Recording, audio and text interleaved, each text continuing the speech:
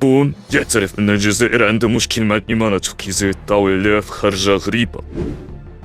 دول الخليج ما عدا دولة ما نذكرش اسمها، الشيء الآخر كل أشقاء ونتعاملوا يوميا وما فيش مشكل، ما حتى مشكل لا مع أشقائنا السعوديين ولا الكويتيين ولا العراقيين ولا ما عندناش القطريين.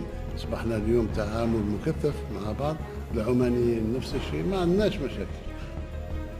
مشاكل اللي يجي يخرب لي في بيتي ولأسباب مشبوهة، داخلوا في أمور اللي ما خليناش دول عظمى تتداخل فيها. فين خليك أنت تدخل في أمور داخلية؟ لا، بقى في قدرك ورانا أشقاء، ايش مشكلة؟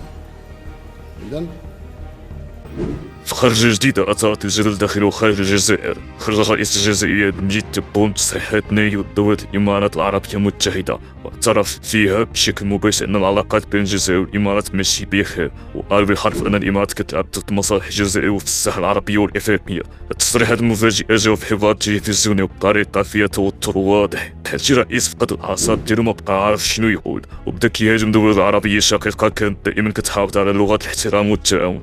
تبون قال عندنا تحفظات كبيرة على تصرفات بعض الدول اللي كتحاول تدخل في شؤوننا، والمقصود هنا هو الإمارات بلا شك، خصوصا بعد ما بدات كتدعم بشكل علني المشاريع المغربية في إفريقيا، وزادت من الاستثمارات ديالها في الأقاليم الجنوبية للمملكة، الشيء اللي خلى النظام الجزائري يغلي من الغيرة.